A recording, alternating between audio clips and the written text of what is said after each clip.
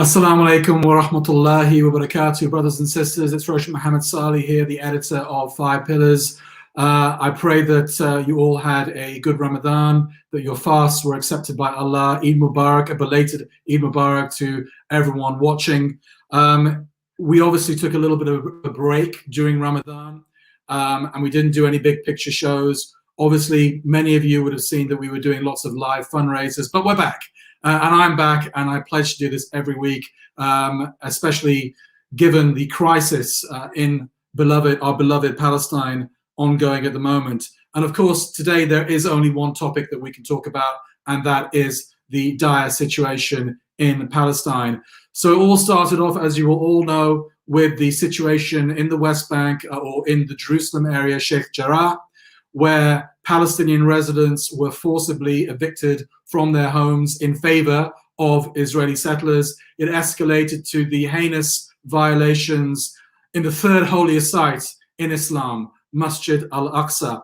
And then Hamas responded with rocket fire into Israel, and then Israel bombarded Gaza. So these were the momentous events that we have witnessed over the past few weeks. Obviously, there have been protests in solidarity with the Palestinians all around the world. Today, we're obviously going to talk about those events, but we're also going to try and move the conversation forward a little bit and discuss whether there are any solutions to this crisis, or is this just another occasion where Israel flattens Gaza every Ramadan? It seems like that happens.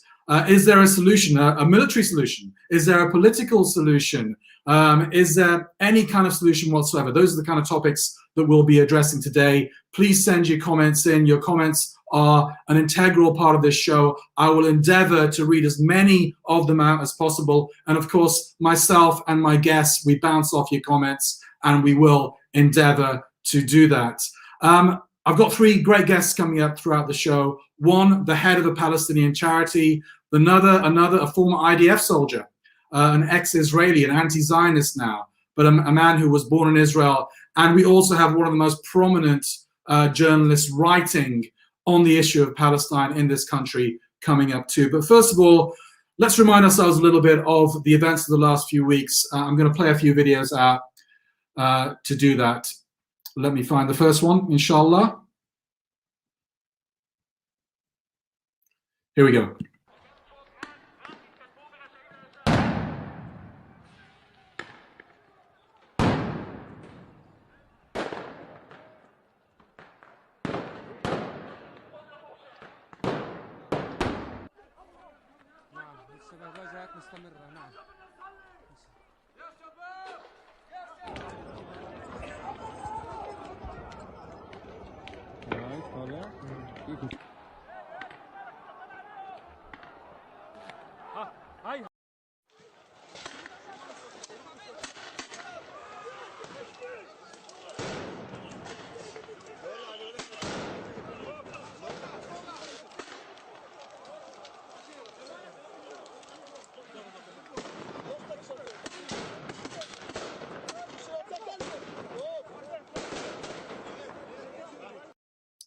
So distressing scenes for any Muslim, given the importance of Masjid al-Aqsa, its association, its intrinsic association with Islam, the Prophet ﷺ making his night journey from the Masjid al-Aqsa, ascending to the heavens.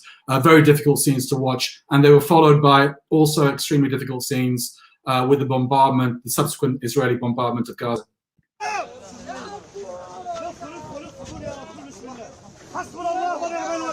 شهيد الله يرحمه شهيد الله يرحمه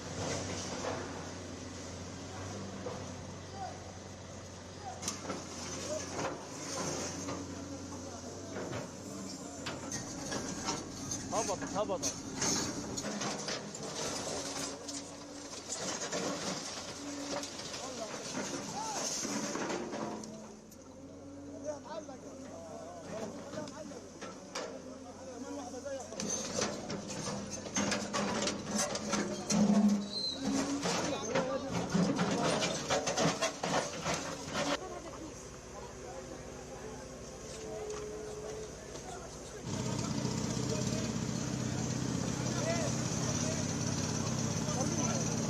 اسمي محمد الشاب، سكان منطقة الرمال أنا.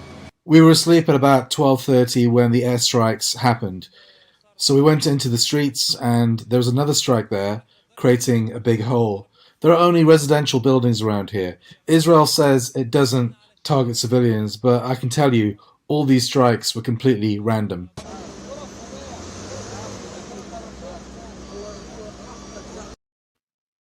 So before I bring on my three guests, I'm going to actually give you guys a bit of a news update. So the latest on what's happening in Palestine is that obviously there were raids overnight again by the Israelis on Gaza, and there were also rockets fired by Hamas into Israel. Protests and unfortunately deaths took place in the West Bank. Obviously the Palestinians are uprising there against the Israelis, and there was a big march on a settlement yesterday where at least one person died, I believe. Overall, the death toll, unfortunately, 290 Palestinians have been killed by the Israelis, including 63 children. 1,500 people have been wounded, and 72,000, yes, 72,000 people have been internally displaced. On the Israeli side, 12 people have died, including 2 children, and 300 have been wounded. 58 arrests have taken place inside Israel. Obviously, we know that the Palestinians inside Israel have held protests, had a kind of a mini uprising there. 58 of them have been arrested recently. On the diplomatic front, the US has blocked a UN Security Council statement condemning basically Israel, to be expected, of course. On the other hand, Joe Biden, France, and Russia, all of them have some leverage, I would say, over Israel. They've all urged de-escalation, and they've actually told Benjamin Netanyahu that they expect de-escalation. Without further ado, let's bring on our guests. I'm actually going to do it a little bit differently. Normally when you guys are watching the big picture, I usually sort of one guest at a time, but I've decided today, let's bring them all on at once so we can all have a big discussion. Send in your comments, keep sending them in. I can see that they're coming in. As soon as I get a chance, inshallah, I'll flash up the comments on the screen. Some of them will just be flashed up and we'll move on. Others we can actually debate about. Okay, let's get on my first guest, who is Dr. Issam Mustafa. I know him as Brother Abu Yusuf. So I might call you Abu Yusuf. Salam alaikum. How are you doing, brother? Doing very well, alhamdulillah. Alhamdulillah. Let me introduce you, inshallah, before I get on our other guests. So Issam Mustafa is the vice chairman of the British charity Interpal, which was founded in 1994 to alleviate the problems faced by Palestinians. And Interpal focuses on the provision of relief and development aid for the poor and needy Palestinians the world over, but focuses primarily on the Palestinian territories, Lebanon and Jordan. Let's get on our next guest. One second, please, let me get the screen right. Yes, okay, so our next guest is Asa with Stanley. How are you doing, Asa? Well, I wish I could say I was doing good, but in the circumstances, I don't think I can say that. But yeah, as well as can be expected, I guess. Yeah. Thanks for joining us, Asa, today. Let me introduce you to the audience before we start having a chat. So Asa with Stanley is an investigative journalist living in London who writes about Palestine and the Middle East. He's been visiting Palestine since 2004, and he's originally from South Wales. So he's actually a compatriot of mine, because I'm half Welsh myself, but I'm from the north, which is much more beautiful, I have to say, than the south. But you might not agree. The way people speak is a lot more beautiful, certainly. I actually don't know South Wales very well. I've only ever been to kind of, we've lost Dr. Issam, but I'm sure he'll come back in a second. I've only ever been to Cardiff, so I don't know North Wales, South Wales very well. Anyway, leaving that aside, Asa writes for the award-winning Palestinian news site, The Electronic Intifada, where he's an associate editor, and he also has a weekly column for the Middle East Monitor.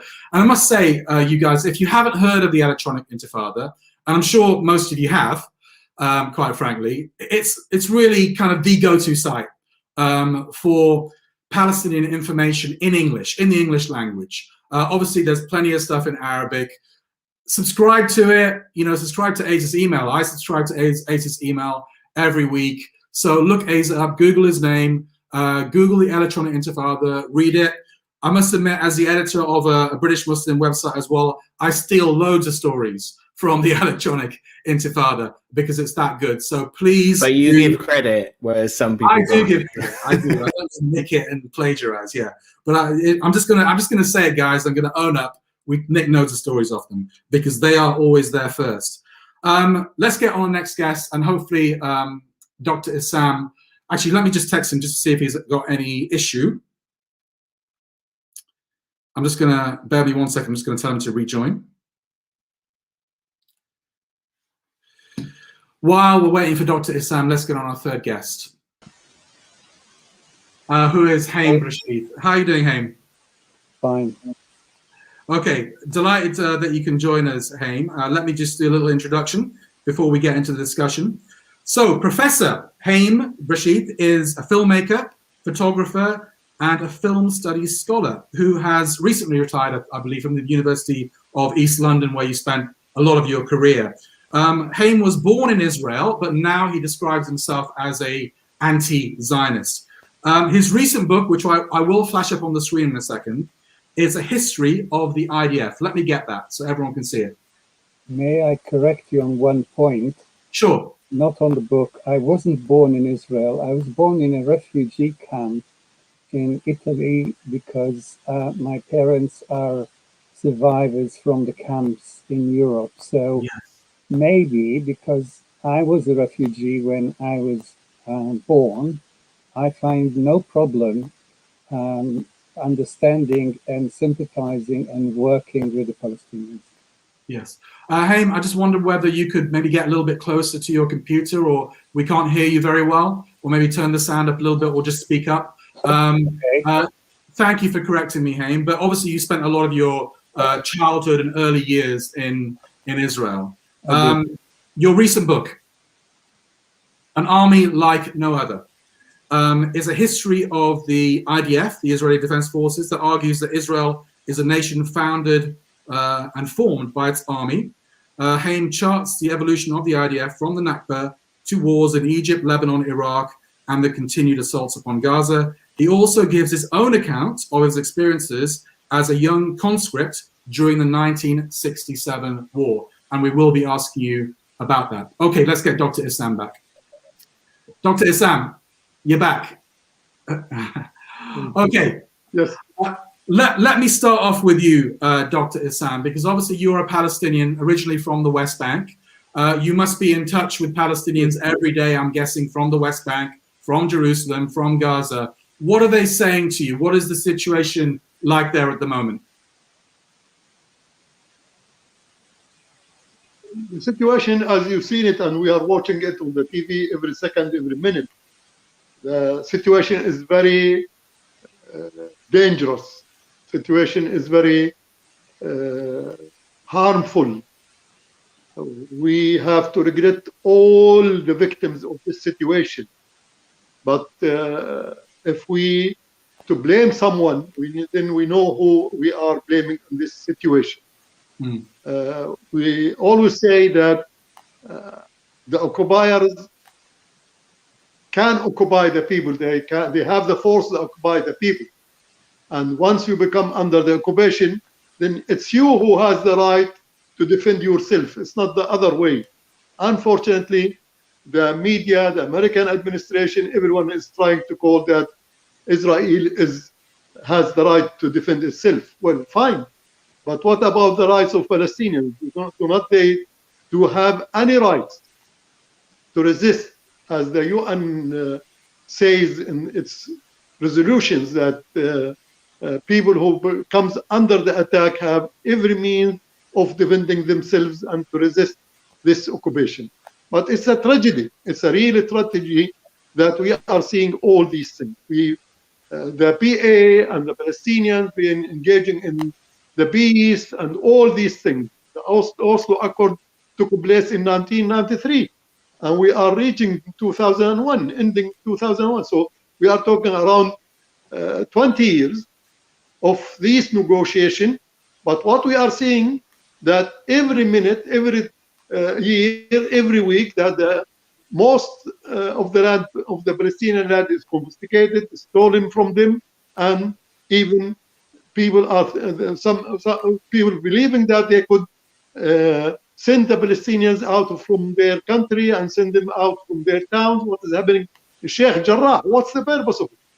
What's the purpose of evicting 20 families from Sheikh al-Jarrah? What effect they will have on the Israelis or on the Jerusalem, which is originally and always been a Palestinian land? And when I talk about Palestinian land, Palestinian peoples, before they were Jews, then they became Christian, then they became Muslims, and nowadays they are all Christian, Muslims, and Jews. So we have no discrimination against anyone in this land. But the reality is that even an occupier becomes like a Muslim and he wants to come occupy my land, well, I would resist him. What if the Muslims around the world will say that Mecca and Medina is our holy place and now it's time for us to go and kick all the Meccans and the Medinas from their homeland and come and occupy it? This is terrible. Dr. Issam, this seems to happen every few years, doesn't it? Israel just bombards Gaza, there's a big outcry, and then there's a ceasefire, and then, you know, it happens again in a year or two. Are we repeating that cycle, or is this time different? No, I believe this is a policy became for the Israelis. Since the time of their withdrawal from Gaza, I was all the time worried about this, that the Israelis will be in more capabilities of using all the arms in their hands, because they now claim that Gaza is independent and they forgot that Gaza is part of the whole Palestine. So this is now what we are seeing, that Israel is using every type of weapons in their hands, airplanes, ships, warships, guns, anything, all of that, attacking even civilians. Most of the places that they have destroyed, it is a civilian structure. That what happens in 2014, that what happens in 2009, that what was also happened in 2006, and that was happened even in 2004. Okay. When they reoccupied the whole Palestine, because at that time we know that the Oslo Accord was based on Gaza first and Gaza and Jericho first, and then the West Bank, and then we have seen it in the second Intifada, the same, very much like Ibn, that when Sharon came and also attacked Al-Aqsa, and he wants to humiliate the Muslims in Al-Aqsa, very much like what Netanyahu is doing at the moment. So this is a repetition of the same story, because there is a mindset that they can oppress people the way they would like to do. Thank you, Dr. Issam. Let me move on to Asa. By the way, Dr. Issam, I think there is a light that is flashing somewhere in your room. It's a little bit distracting. If you could possibly stop the flashing, that would be great, while I talk to the others. Asa, given that you're the media guy, I want to ask you about the media coverage of this. Has it been different from previous? I mean, the Israeli crimes seem so obvious to me that they can't really, you know, it's difficult to wholeheartedly support Israel for the mainstream media, isn't it? Has the coverage been a little bit fairer?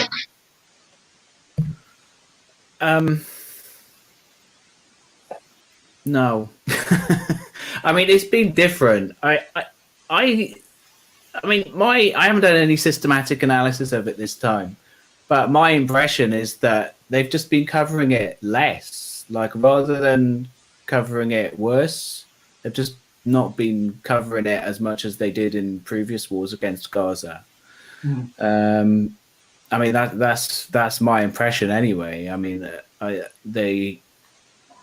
listened to part of the Today program this morning, and they barely covered it at all.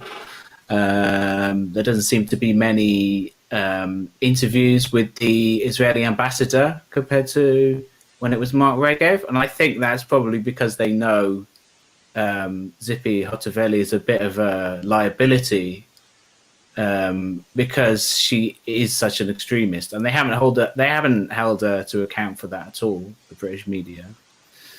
But you know, I mean, I think the media coverage, when it does happen, has the potential to be better.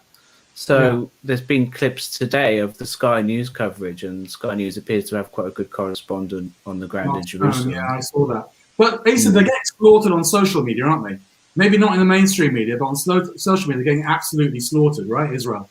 Yeah, I mean, in terms of online, I mean, Israel views it as a information war, and if that's the case, they've completely lost it. I mean, there's just no. Yeah, they get when their apologists come on, they get absolutely. People don't believe them. I mean, I was watching a video yesterday of Israeli army propaganda, and it was clips of Hamas, and it was the usual thing about how Palestinian resistance is violent and they attack first, and it's anti-Semitic and all this stuff. But so it wasn't any different in that regard. But what struck me as different was the change in tone of the tweets. And the tweet was something along the lines of, if you don't believe us, then listen to what Hamas say themselves. Yeah. So the Israeli propaganda apparatuses, they know that they've lost the information war. In terms of the people, in terms of the masses, and in terms of the general population in the West, I would say. There seems to be a kind of attempt to divert attention away onto two things. I guess Hamas rockets and the targeting of civilians by Hamas, and also anti-Semitism. So we've seen, hundreds of thousands of people have been demonstrating across Britain these last few weeks, and they've picked out a few examples of anti-Semitism and really run with it in a big way. So there does seem to be this attempt to divert attention onto these things. What advice would you have on messaging for, pro-Palestinian activists? Do we condemn these things? Do we get bogged down in condemning these things? Or do we focus on Israeli crimes? Definitely focused on Israeli crimes. I mean, the Palestine Solidarity Movement and the Palestinian liberation movement itself has a long record of anti-racism. It's as Dr. Sam was describing, Palestinians themselves have no problem with any particular religion or ethnicity or sect. The issue is occupation, the issue is colonization, the issue is racism, the issue is Zionism in a nutshell. So no, I mean, I don't think we should get bogged down in condemning anti-Semitism. No, Asa, yesterday what happened to me? A proud Zionist taunted me on social media. So I just said to him, "Oh, this Zionist is laughing at me," or something like that. That's all I said. And Twitter banned me. They actually banned me for that, for calling a Zionist a Zionist. Even though I wasn't aware that Zionist was a term of abuse. Aren't they proud of being called Zionists? What's happened to your Twitter account then? Sorry? What's happened to your Twitter account being locked? I appealed. The whole thing was ridiculous. I appealed. They reinstated me. Okay, well, good. I got banned in the first place was absolutely crazy. Yeah, absolutely. I mean, I think that there's been a lot of that is definitely concerning, because there's a Jewish Voice for Peace in the United States and other Palestine solidarity groups have had a campaign in recent months about focusing on Facebook more, about not changing their policy, because there was news coming out that Facebook was looking at changing their policy so that the word Zionism or Zionist would be reclassified as a term of abuse, unless it's being used by Zionists themselves, obviously. But, I mean, that's the hypocrisy of it. I mean, some of this stuff is really desperate. Like Stephen Pollard, the editor of the anti-Palestinian newspaper, The Jewish Chronicle, in all seriousness, tweeted at the weekend that a balloon of the Emir of Abu Dhabi, Mohammed bin Zayed, was anti-Semitic because it had horns on it. Because someone had brought that to the demonstration. There was this big balloon sort of satirizing Mohammed bin Zayed because he's a dictator, and because he's normalizing with Israel, because he's the pro-Israel dictator of Abu Dhabi. They claimed in all seriousness that this was supposed to be a horned Jew. I mean, it wasn't. It wasn't. It was literally a photo of Mohammed bin Zayed's face, and also, even if you didn't know who Mohammed bin Zayed was, it was clearly supposed to be a Gulf Arab garb. So, you know, this stuff is really desperate. Let me go on to Haim, and I'll come back to you in a few minutes. Haim, sorry to keep you waiting a little bit, but let's bring you in. Let's talk about specifically your area of expertise, the IDF, I guess, because you've just written a book about them. I've noticed on Twitter especially, they've been portraying themselves as the world's most moral army. They go out of their way not to kill civilians, not to harm civilians. When they attack these so-called terror towers, they give a warning for civilians to evacuate, etc., etc. What do you make of that? What do you make of the way Israel has prosecuted this war? For the most moral army in the world, they have excelled at killing civilians for 73 years. This is not the first time they're doing it. They have killed civilians even before 1948, when they helped the British to suppress the Arab rebellion between 1936 and 1939. And this is where they honed the skills of terrorism. So, you know, this is just a joke, like Asa's example of the Horn Sheikh from the Gulf. They would use any messages that they know their supporters need. Another message which they use all the time, and their supporters use, is Israel has a right to defend itself. And they call the IDF a defense force. It never has been a defense force. This is what I go to in my book. It always has been an offensive force, a colonial offensive force that guaranteed taking land and expelling people. This is what it has done so well. It has been an offensive force in other countries, not just in Palestine. It has destroyed Beirut and the south of Lebanon so many times I wouldn't count now. Basically, there is nothing defensive about killing children, women, and men in Gaza, where they have no water, no electricity. The effluent is in the streets. They're short of, medicines, of food, under this illegal closure that doesn't allow them to connect with the world or to live. What is defensive about destroying the infrastructure, which has already been destroyed so many times, destroying it yet again? What about defensive about the IDF? And there has never been. Hey, given that you're the only person who's a Jew on this panel, I want to ask you a question specifically about the anti-Semitism. That we saw in Finchley Road, and apparently a rabbi was attacked, and generally the media talking about anti-Semitism, and some even calling these pro-Palestine protests anti-Semitic protests. What do you make of that? Well, I think Asa is 100% right. Basically, this is very useful. I haven't actually been able to make out what people were shouting when they were accused of anti-Semitism. But let's, for the debate's sake, assume that they were shouting anti-Semitic slogans. I'm not sure of it, but let's assume so. Racism is against the law in Britain. Racism is against the law. And basically, if somebody is being a racist, there should be an investigation. But this is not a topic for the news in that sense, because they're using this to silence the debate about Palestine and about real racism, real murders, death and destruction in Gaza, in Jerusalem, in Jaffa, in Aqsa, in Lid, in everywhere. And let me tell you this, we don't see anything that the Israelis are doing in those towns and cities. All we see are the rockets flying out of Gaza.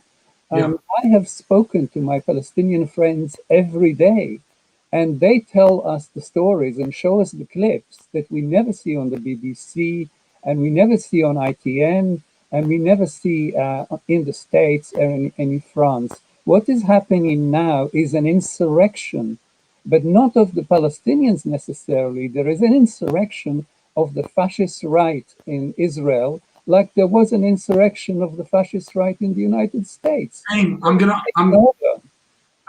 ask you actually specifically about the nature of Israeli society a little bit later on, but I want to get some comments in because there are a lot of people watching, a lot of people leaving comments. Let's get through some of them. Some of them I'll just read out, some of them we can actually maybe comment upon. Okay, and sometimes I have to take a little bit of a break because there are some comments which maybe aren't completely appropriate. Aziz Khan says, Assalamu alaikum Roshan, do you believe efforts to prevent Zionists breaking into Al-Aqsa will work? If not, how soon do you predict it will be before the temple is built there? All right, let's park that for the moment and maybe come back to it. Muslim says, Ireland is the most pro-Palestine country in the world, more than Muslim countries. Arsenal says, our treacherous leaders need to be removed first and then tried in Sharia courts. I'll skip a comment from Aziz because you've already, actually I'll read it out. As Muslims living in the West, what can we do to express our anger at Muslim countries such as UAE, Sudan, Bahrain, that have normalized relations? Of course, 4 Arab countries did that last year. Palestine needs to form, Rajiv says, Palestine needs to form their own standard army or the option of a peacekeeping force offered by the Turkish president Erdogan looks best. Turkey should gather forces from all Muslim countries and then we will fight Israel. Okay, we'll get onto these issues. Recently, you did a poll on Twitter page regarding action that should be taken against Israel. What did you vote for? Well, most people on that Twitter poll we did on our website were not for diplomacy. They were basically for the opposite of diplomacy. Let's put it that way. Anjan says, the reporting, the tweets, the email, the marches, the representations must continue. At an individual level, we can only do so much. Fuad says, how can we help Palestinians when they don't help themselves? They fight civil wars, don't hold elections, and are corrupt. They need to change. Let's just stop there. So, Dr. Issam, on that specific comment, the Palestinians are their own worst enemies. What do you say to that? Total nonsense. First of all, the best election in the region when it took place in 2006. And this is where the division started because of the free election took place among Palestinians. No matter who was winning it, but Hamas won it by 65%. This has never happened in Israel itself. Yeah. The most any party could win is by 30, 28, 25, 4, maximum could be 35 or something like that. So this is not the reality. The division between Palestinians it's related to the relation with the occupiers. Whether we should fight them this way, whether we should resist them this way, should we negotiate with them in an endless negotiation or what? But the Palestinians are all united when their cause is fought together. Yes. You can see them. Today, we have seen it that the unity among Palestinians took place from all the geographical Palestine and even beyond the borders. So this is a reality. Palestinians, they are not the enemy of themselves, but the division brought into the Palestinians is mainly by the occupiers. It's them even who geographically divided the Palestinians geographically. Now, what is the link between Gaza and the West Bank? Nothing. What is the link between West Bank and Jerusalem? Nothing. What is the link between the whole Palestine and their people in 1948? Because in 1948, so-called Israel, we have about 2 million Palestinians, and you've seen them. They came themselves under attack by so-called their neighbors. For what? They attacked them in their home, they attacked them in the streets, they attacked them in this and that. So the division is imposed on Palestinians. It's not a self-division. Can I ask, we disagree with ourselves. This agreement is a very natural, very democratic thing. Okay, sorry to interrupt you, Dr. Isam, but I do want to move on simply because lots of comments are coming in and I want to keep the show moving, inshallah. Could I ask both Asa and Khaim to briefly comment on something which ultimately, I'm getting a lot of comments about this, so let's address it. Basically, a lot of Muslims, they just want to do jihad. You know, they literally want a military solution. I'm not going to ask this question to Dr. Isam because obviously you work with a charity, so it's not appropriate to ask you this question. But I am going to ask Asa and Khaim this question directly, head on. Is there a military solution, or is Israel just far too powerful? Asa, first of all.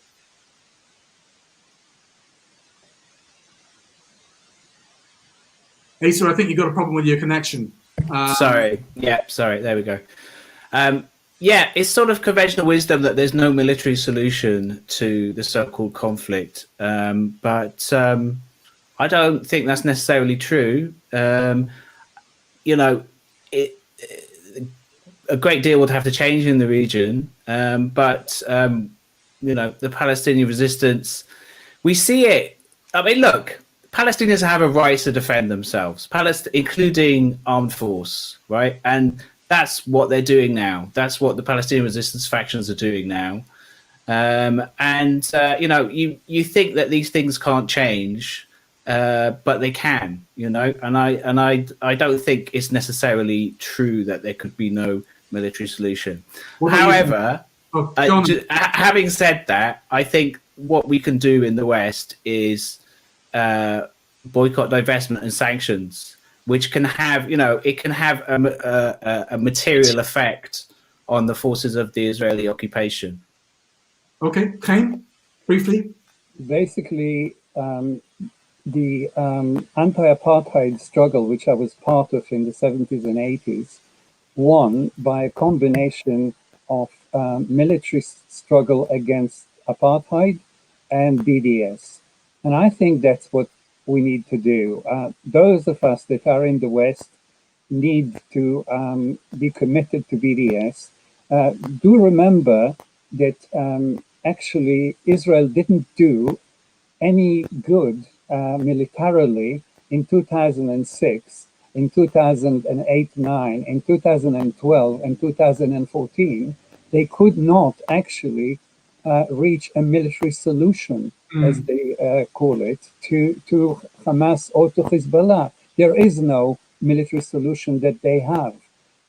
But by combining a civil campaign like BDS, which is non-violent civil action across the world, with military resistance that Palestinians have the full right to employ to free themselves from brutal occupation, I think they can win, and they will win.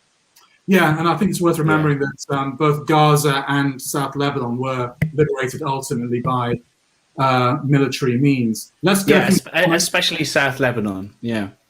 Let's get a few more comments, guys. Jalal says it'd be helpful to advise those well-meaning Christians and Jews or interfaith group that issue shallow statements of condemning violence on all sides, but they have no real substance. It's very disappointing. Attributing equal blame to both sides is the problem, and after all these years has become the scapegoating for the oppressor to continue their oppressing. Yeah, this is something that actually Five Pillars has been campaigning on, to get Muslims in particular to stop, having tea and biscuits ultimately with hardcore Zionists.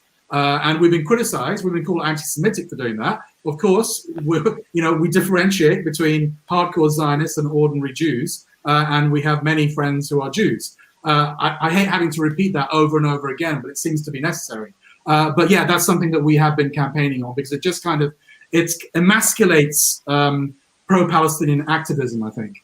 Let's get a few more comments. Sabina says, how can the public help Interpal regain their banking services in the UK? Really briefly, Dr. Isam, do you want to address that?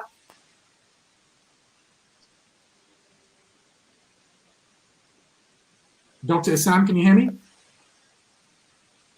How can the public help Interpal regain their banking services in the UK? A question for you. Okay, I think we've got a problem with Dr. Isam. Hopefully he can regain his sound. Maybe, let's see if he's muted. No, he isn't. Dr. Isam, can you hear me? No? Okay, we'll move on then. a lot of praise or a lot of hope being rested in Turkey. Yeah, of course. At the end of it, by the Zionist lobbyists who put so much pressure on the American administration to blacklist You're cutting out, unfortunately, Dr. Issam. Maybe you can rejoin. I was saying that. Yeah, I can hear you. Yes, I can hear you. Okay, I'm gonna, Dr. Issam, I'm just gonna, perhaps you'd just like to rejoin the feed because you're cutting out. So I'm gonna remove you, and inshallah, if you could just rejoin, please. Okay, a few more comments, please. I'm not gonna read out comments by the same people. Let's get some more different responses. I personally don't see any solution apart from total utter war until one side's win. One solution is there for the land. The solution is for the US to stop being complicit in terrorism. Free Palestine, also free Palestine comments. The US current position is a big part due to Zionism. They are inseparable. Many of the US elite class is Zionist. The US is Israel. Skipping a few comments now because they're from the same people. I want to give other people a chance, inshallah. Arosh says, oh, he's talking to Rajiv, so I won't read that one out. Dr. Issam is trying to rejoin. A comment about Mufti Abu Layth, who basically, yeah, so Mufti Abu Layth is an Islamic activist in Birmingham who he called for Muslims to abandon Al-Aqsa or something like that, and his house was attacked over the weekend. So obviously we don't condone that, but he said what he said. Saba says Palestinians have every right to live on their lands. Religious war should have a religious solution. People protest and try to help through various means, which is good, but it can't provide a solution since the war is a religious issue. Not sure, quite sure what that means by that. All right, we'll take one or two more comments before we move on. In fact, yeah, I just lost my place. So I think I'm going to stop there and get back to the comments a little bit later. While I try and get Dr. Issam back on the line, I'm going to play out a video by the leader of Israel, Benjamin Netanyahu, in the interest of balance, because we're always accused of being biased. So in the interest of balance, this is what Netanyahu had to say about Israel's conduct in the war. It's been 5 days since Hamas brazenly fired rockets at Jerusalem and other Israeli cities in a totally unprovoked attack. This past week, millions of Israelis were forced into bomb shelters as missiles rained down on our cities. Several Israelis have been killed, many more have been wounded. You know, and I know, no country would tolerate this. Israel will not tolerate this. Israel has responded forcefully to these attacks, and we will continue to respond forcefully until the security of our people is reinstated and restored. We've eliminated dozens of Hamas terrorists and taken out hundreds of terrorist sites, including missile launchers and buildings that Hamas used to plan and perpetrate these attacks. 2 nights ago, Israel also seriously degraded the terror infrastructure of Hamas. We knocked out part of the vast subterranean tunnel network that Hamas uses to attack Israel. I want to remind the world that in firing on our cities, Hamas is committing a double war crime. They're targeting our civilians and hiding behind Palestinian civilians, effectively using them as human shields. As always, Israel is doing everything possible to protect our civilians and keep Palestinian civilians out of harm's way. We demonstrated this yet again today when we warned civilians to vacate the building used by the Hamas terror intelligence.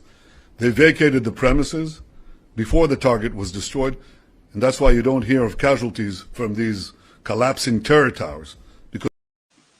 Okay, that was Netanyahu, and let me just play you a brief video from, obviously the protests happening all over the world over the last few weeks. We went to one in London the other day, and this is what people had to say.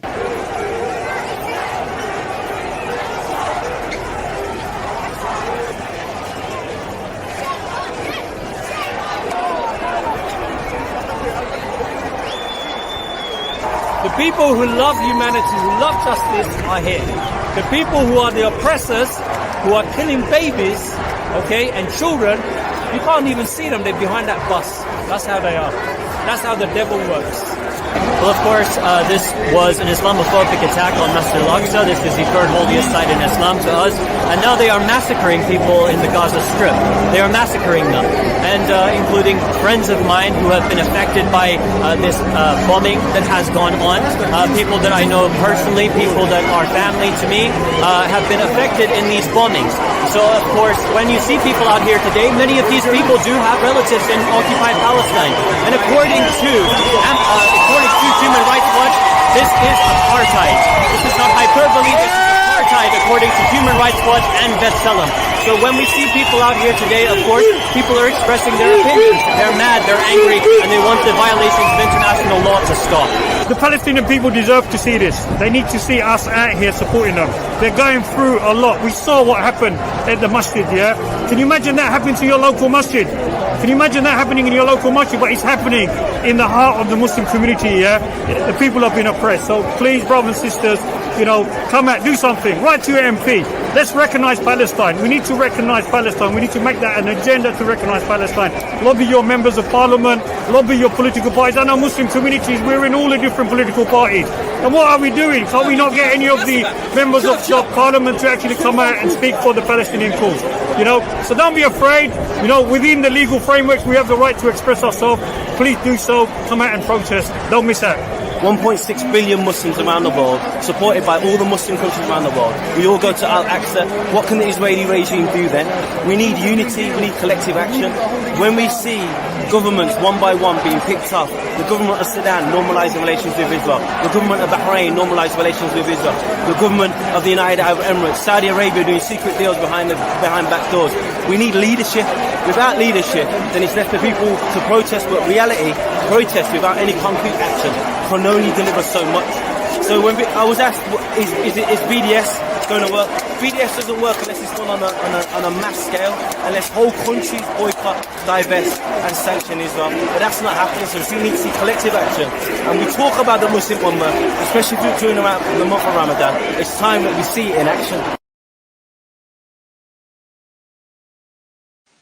Okay, Dr. Issam is having a bit of problems getting back online. Hopefully he will, but we're going to kind of soldier on with Asa and Haim, if that's okay. I know you guys have stayed a bit longer than you thought you might. Haim, if you have to go, you can, but I would like to ask you a few more questions if that's possible. Asa, your screen for some reason is frozen. We can hear you clearly, but it's like a frozen screen. I'm not sure whether you can improve that or not while I speak to Haim.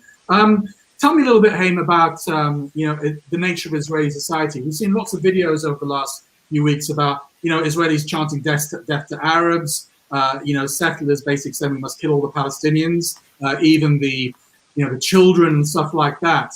Is that just a fringe minority, or is it reflective of wider Israeli society? Is there an Israeli left anymore, or are they just all right wing?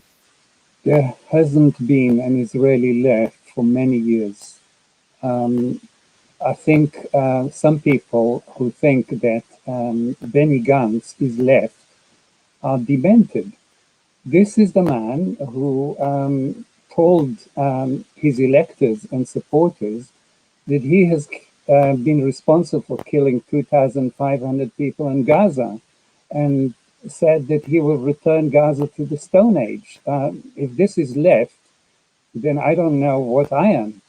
Basically, Israel doesn't have any left because it is a racist apartheid country. It's a racist settler colonial militarized apartheid state, to be accurate, yeah? And this is even worse, much worse than South Africa.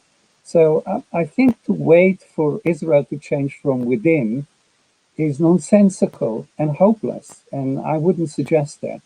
Israel can only change, like South Africa did change. It didn't change enough, of course, but it changed. It ended up official apartheid. Israel can only change by all of us in the world, millions and millions of us, like in the 80s and early 90s, coming out against apartheid, against the occupation, against war crimes, against everything that Zionism is doing. So Israeli society realizes that. And they have developed the ruses of, Zionism, anti-Zionism is anti-Semitism. We have a right to defend ourselves. We have the most moral army in the world, and all the rest of the nonsense. Unfortunately, most Jews in Israel believe in this. If you ask about the society, this is a society that 96% of Jews support attacks on Gaza. 97% supported attacks on South Lebanon in 2006. This is a militarized society. This is why I wrote my book. They see Arabs and definitely Palestinians through the gun sight as people to shoot at. These are not human beings. These are just targets. So by being a militarized society, they stopped thinking like a normal society and started thinking like a fascist, fully fledged apartheid state. This is what happened to the society. And also, can I say, they have managed the impossible. They've managed to unite the Palestinian people against their crimes. The Palestinian people have never been so united that they are now, and I think we should support them and make sure that they win their struggle for freedom and equality. Before I go to Asa Chaim, just one more question. I mean, obviously you know the Israeli mindset. You consume, I'm guessing you consume their media every day, and you know what they think. What is their long-term goal here? Is it to literally expel the Palestinians from the land, take as much land as possible? What is Israel's long-term goal? Israel's long-term goal, not since 48, but since the 30s, even before Israel was formed, just look at Ben-Gurion and what he wrote to his son in a famous letter in 1937, is to take over the whole of Palestine and get rid of the population. In other words, the Nakba started before 1948 and never ended. And this is another stage of the Nakba.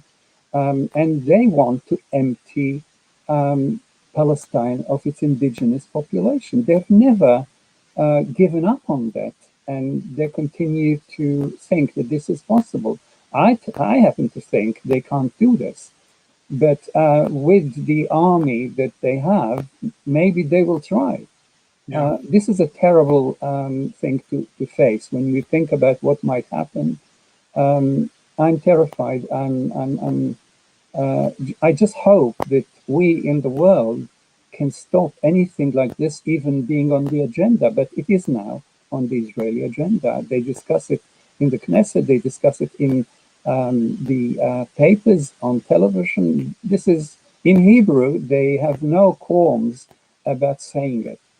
Yeah.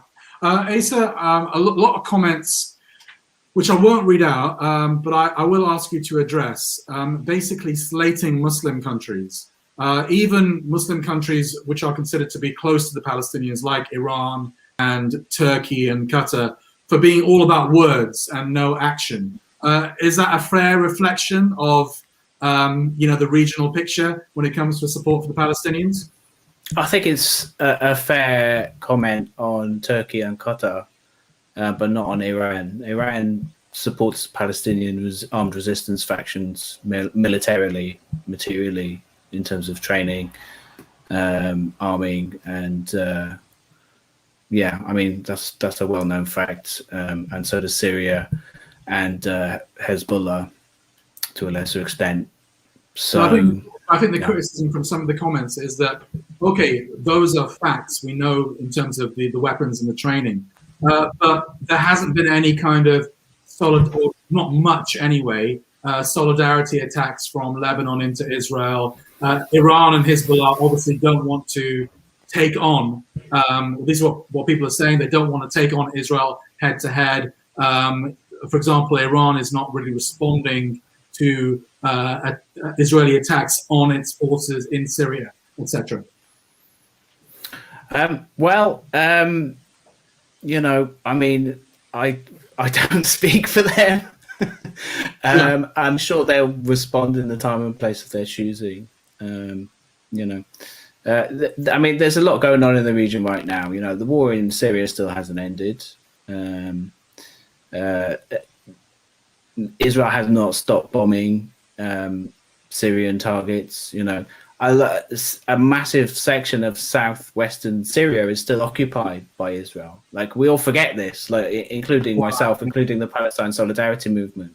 The Golan Heights since 1967, the Israelis invaded it. They performed a Nakba against the Syrians there. They drove almost all of them out, expelled them, and replaced them with Israeli settlers. You know, so yeah. Leah, let's conclude, gentlemen. In terms of because it's already nearly 7 o'clock, and I did say this show will last an hour, and I wouldn't keep you much longer. Asa, what's the solution to this? How do you see the future? Is it inexorable? Is it just like an inexorable process where the Palestinians slowly get kicked off the whole land? Or is there some hope for the Palestinians? I mean, give us some hope, Asa. Yeah, I mean, it is really depressing, and it is a really grim circumstance. You know, I'm not going to mince words about that. But, you know, South Africa, apartheid South Africa didn't last.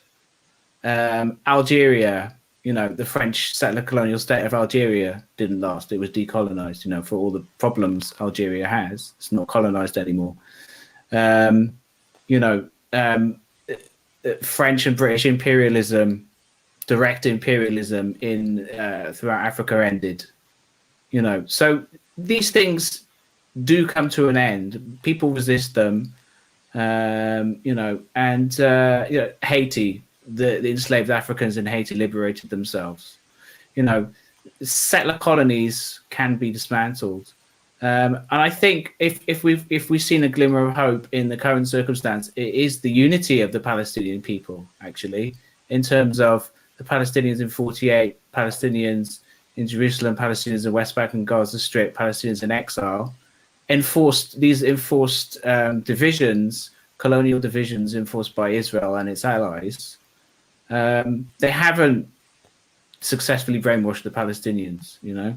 So there is this new sense of unity there that I think, like the general strike that we saw yesterday, haven't really seen anything like that since 1936. You know, a general strike across the whole of historic Palestine. It's unprecedented, almost unprecedented. What about you, Haim?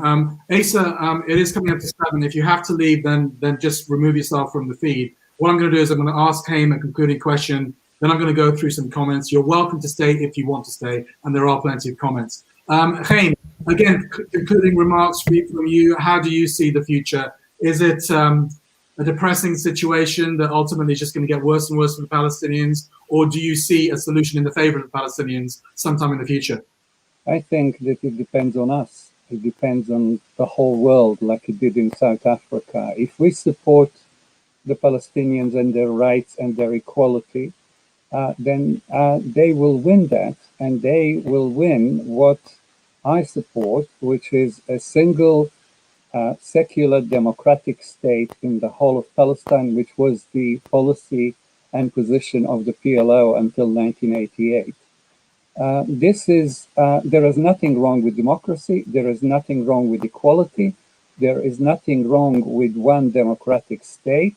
It will be the end of Zionism, but not of the individual Zionists. They will not be able to be settlers anymore. They will not have any privileges. And if they don't like it, of course, they can go somewhere else.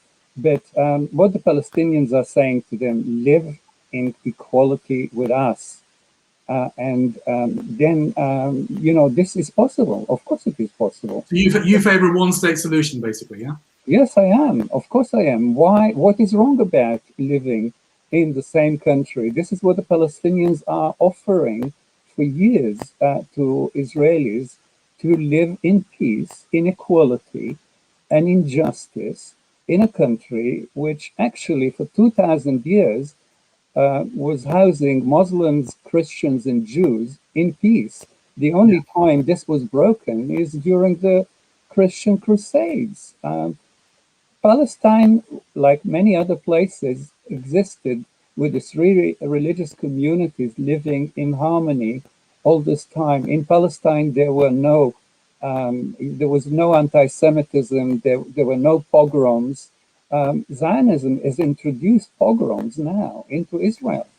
Yeah, this is terrible, it always can be stopped. It always frustrates me, guys, when even pro-Palestinian politicians like Jeremy Corbyn, for example, they're still banging on about this two-state solution stuff. I mean, everyone on the ground knows that it's dead. Both Israelis and Palestinians know that settlements killed the two-state solution. The theft of Palestinian land killed the two-state solution. It's no longer possible. Yeah, it seems to me that it's a complete cop-out. Asa, maybe you can address this. It seems to me like it's a complete cop-out for politicians like Jeremy Corbyn, who himself, I'm sure, knows that the two-state solution is not possible. Yet he continues to go on about it, perhaps, I don't know, to kind of ward off accusations of anti-Semitism, I'm not sure. But it seems like a political cop-out because the two-state solution is just not possible. Yeah, that's right. I mean, I totally agree. I mean, I support one-state solution as well. I support decolonization.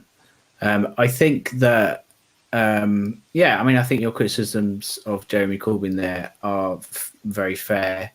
I think, it's not only is it not possible, but it's not even just anyway. That Palestinians were expelled.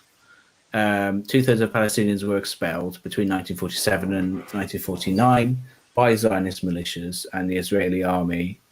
I interviewed Jeremy Corbyn in 2015. I haven't had an interview with him since then, not for want of trying. If he's listening to this, please come on the Electronic and start the podcast. I mean, when I interviewed him in 2015, he said that he supported the right of return. So, I mean, and I think he's absolutely sincere in that. But, that is obviously a contradiction with the two-state so-called solution. I mean, I think we should even stop calling it the two-state solution because it's not really a solution. It's partition. It's repartition of Palestine. All attempts to partition Palestine have failed. Guys, I'll say it again. Stick around if you want to. You're more than welcome. I'm going to go through some comments now. And let's see what people are saying.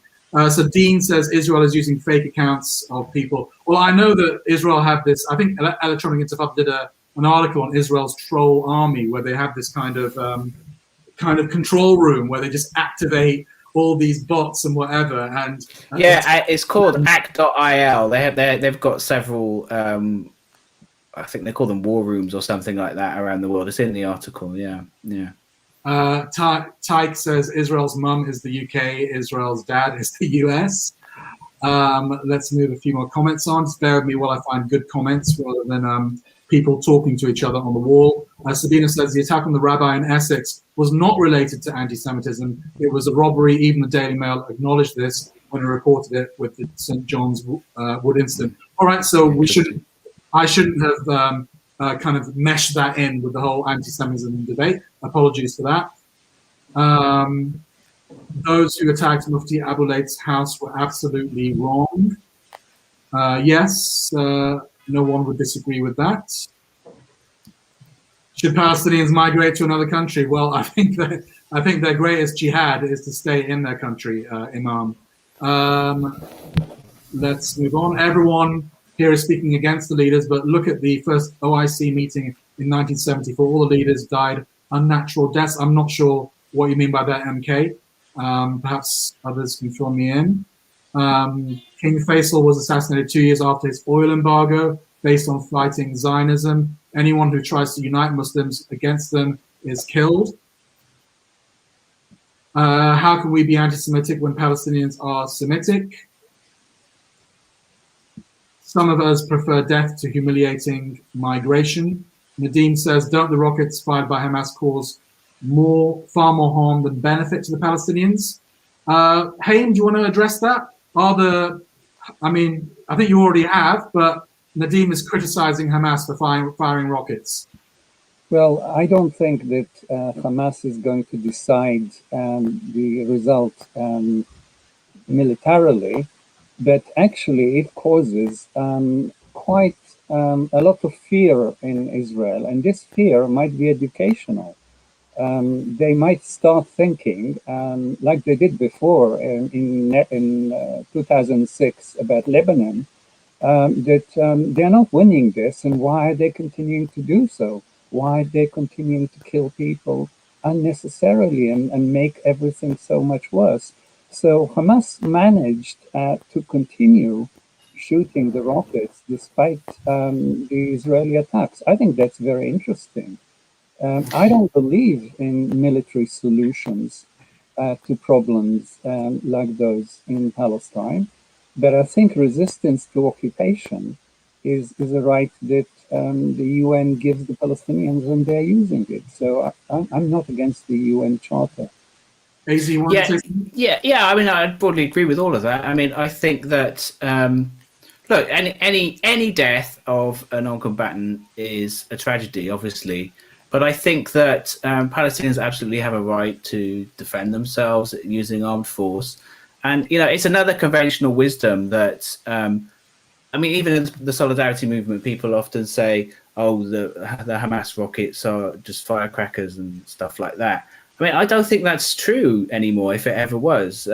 If you look at, I mean, obviously, the Palestinian resistance factions don't have anything like the military equipment that Israel does, but they do have some very serious weaponry, and I think that is that. And as Chaim mentioned before, they failed to achieve their military objectives in the 2014 war. I mean, your viewers should read Max Blumenthal's book, 2015 book, The 51-Day War, which is really excellent, and he talks about that, how they were not able to beat Hamas on the ground in terms of fighting them. That's why they just had to level whole neighborhoods. And that's why, I mean, we saw a few days ago, Israeli media was putting out press reports saying, oh, we're about to invade Gaza. And they even put out a completely fake report where they fooled international media, and they said, they implied we've already invaded Gaza, and the media fell for it, and they hadn't. And that's why they're sort of hesitating now to launch a ground invasion, because Palestinian resistance, although again it is outmatched in a conventional military sense, it's a guerrilla force, and they can cause very serious damage to an Israeli ground invasion. So that's why they can't just invade. Yeah, Israel's not going to launch a ground invasion because, too many of their own soldiers will die if they do that. That's what Hamas want them to do ultimately, is take them on a more equal kind of combat footing. Gentlemen, sorry, Haim, did you want to come in really quickly?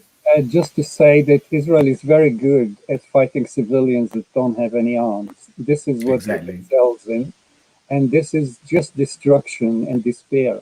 It's not very good at fighting very, very small forces, which are very well trained and very committed, like Hamas or like Hezbollah. They cannot defeat them, and the United States did not defeat the Viet Cong, and the history can tell us this time and again. Whoever doesn't realize this will get a bloody nose.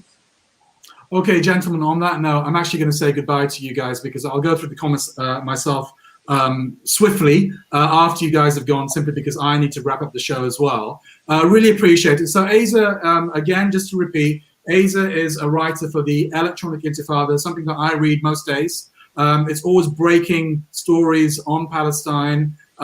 It's basically, in the English language, I don't think there's any website that's better than the Electronic Intifada. So please put it on your bookmarks, on your laptop, put it on your phone. I'm not sure whether they have an app or not, but subscribe to Asa's newsletter as well. You can see how you spell his name, Google him, and read his work.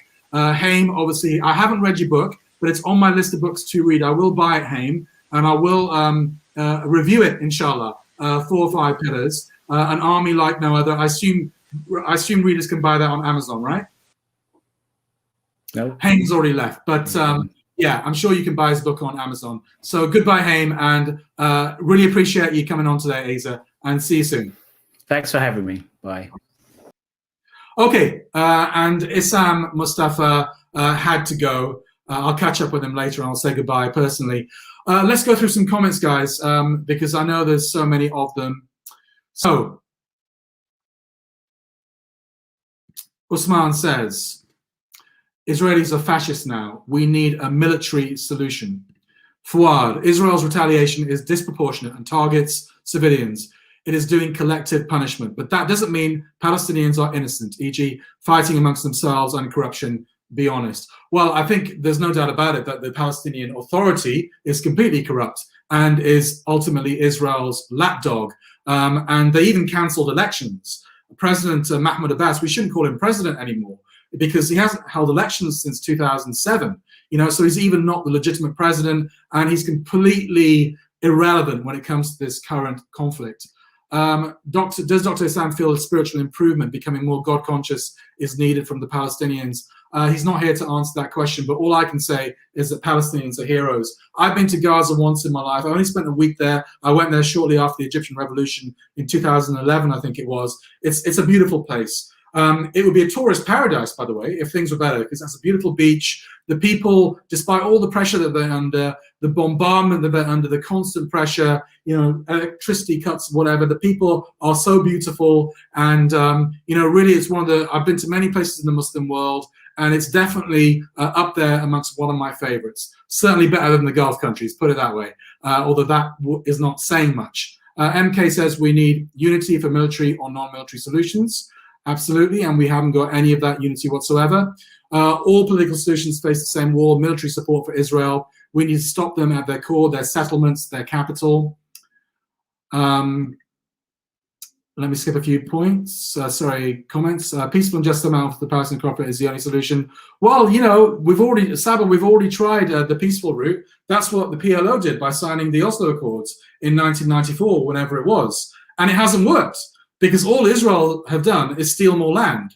All they've done is kill more Palestinians. So the peace route has been tried and it's failed. Bear says, don't be the one who focuses on the reaction and not the oppressing entity who's driven people out of their homes, desecrated one of the holiest sites for Muslims, and all sorts of atrocities. Sorry, I have unintentionally skipped quite a few comments. Let me go back a bit. Bear with me, please.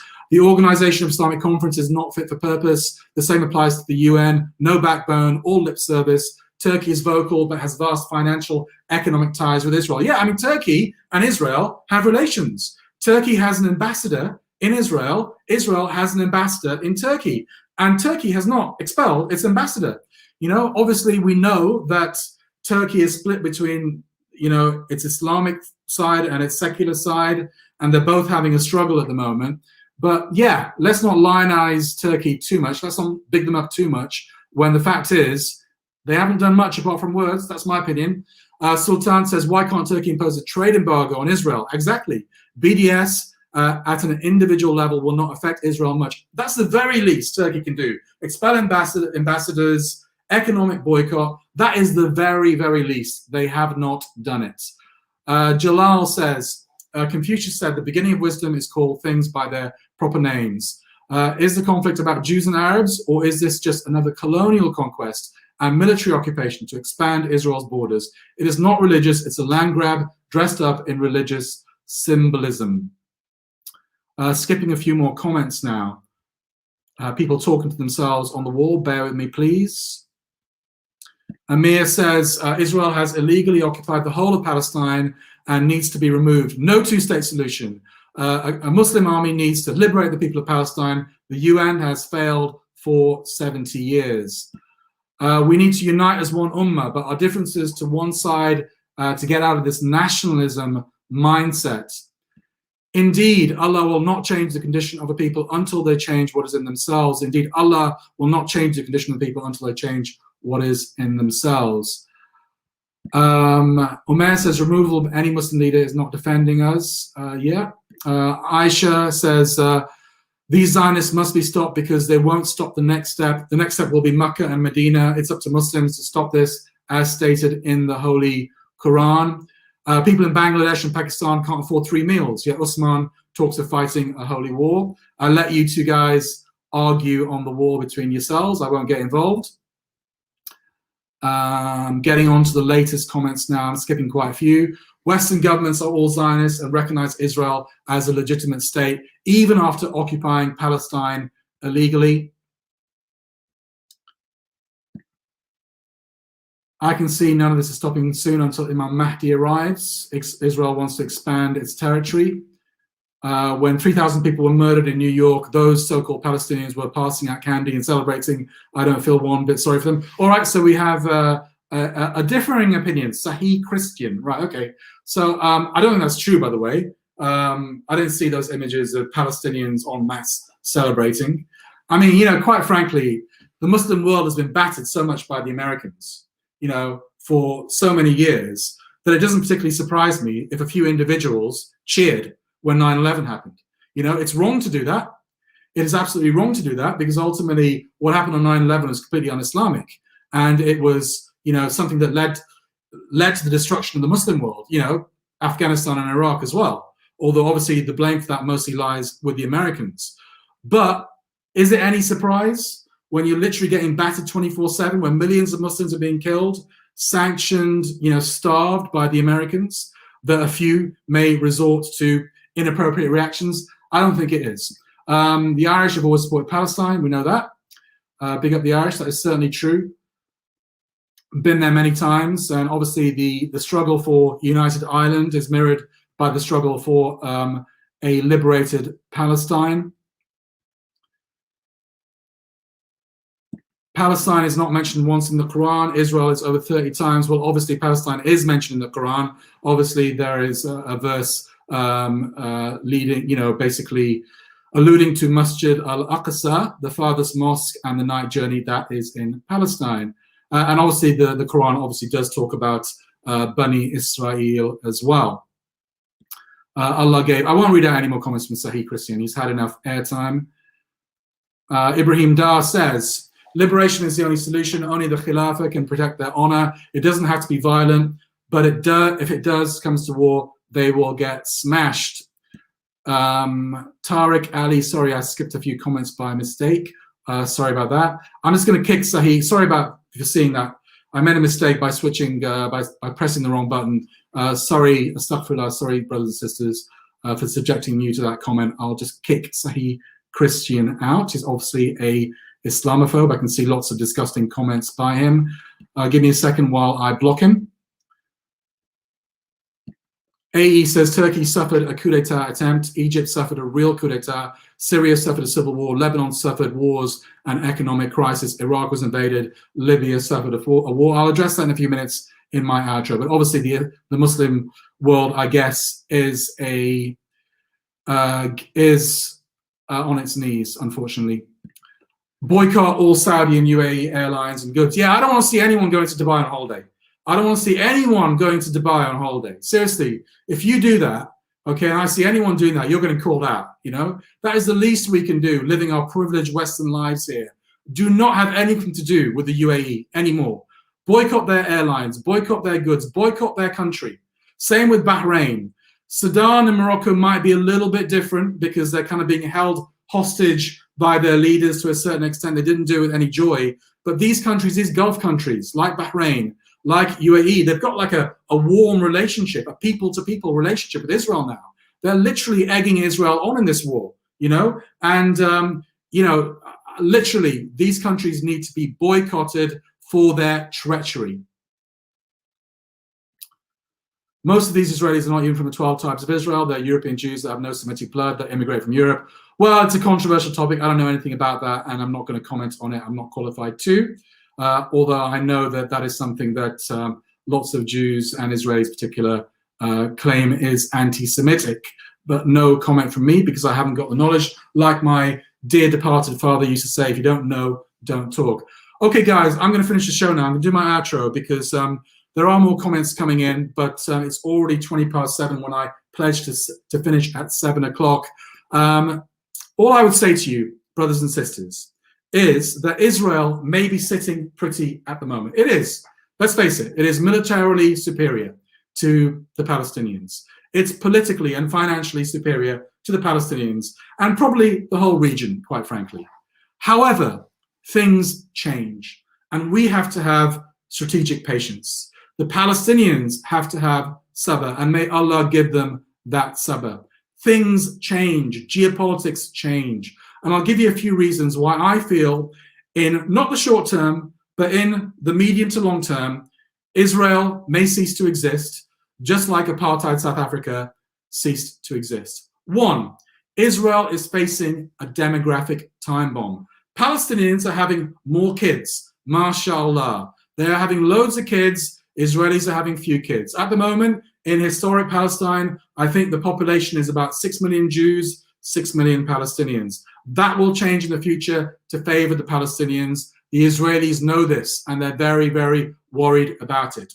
Number two, the Middle East is going to become a less strategic region in the years to come with the end of the energy age, which will happen in 50 to 70 years. And America, Israel's big supporters that keep Israel going, are just not going to be as supportive of a settler colonial state in the Middle East when they don't have that strategic interest in the Middle East. Their interest is going to be pivoting towards China and Asia, because that's where the threat to the world's major superpower comes from, not the Middle East. Number three, the US is changing internally itself, demographically. It's becoming a more Hispanic country. And who knows, in 50 to 70 years' time, it will be a majority Hispanic country. Will they have the same cultural affinity with Israel as an Anglo-Saxon America currently does? So what I'm trying to say is that Western support for Israel will decrease. And finally, inshallah, I pray that Muslim nations will get stronger, will stop aligning with the West and licking the boots of the West, and will respond to the Islamic desires of their own people for liberation, for independence, and for ultimately Islamic rule. They will become stronger. I hope that major countries like Turkey and Iran and even Saudi Arabia in the future, I suppose those are the three most powerful countries in the region, and Egypt as well, they will have different rulers, you know, they will have more sincere rulers, and they won't be fighting amongst themselves, and they will focus on who the real enemy is. So for all these reasons, I beseech Palestinians not to leave the land. I know that's rich coming from me, living in the West, a comfortable life in the West. I know that I'm asking Palestinians to basically forego hope for the future, and we all want hope for ourselves and our kids, and that's why Palestinians do leave. But the majority of them, alhamdulillah, stay on the land. Do not sell your land, do not sell your houses, and that's what you're doing, because your jihad for the moment, because I don't believe there's a military solution now. I don't believe there is a political solution now, but in the future, I sincerely believe that things will change and those solutions will come about. But at the moment, it is the historic responsibility of Palestinians not to sign any peace deals and not to leave the land. Stay where you are, brothers and sisters. And inshallah, a better moment will come for you in the future.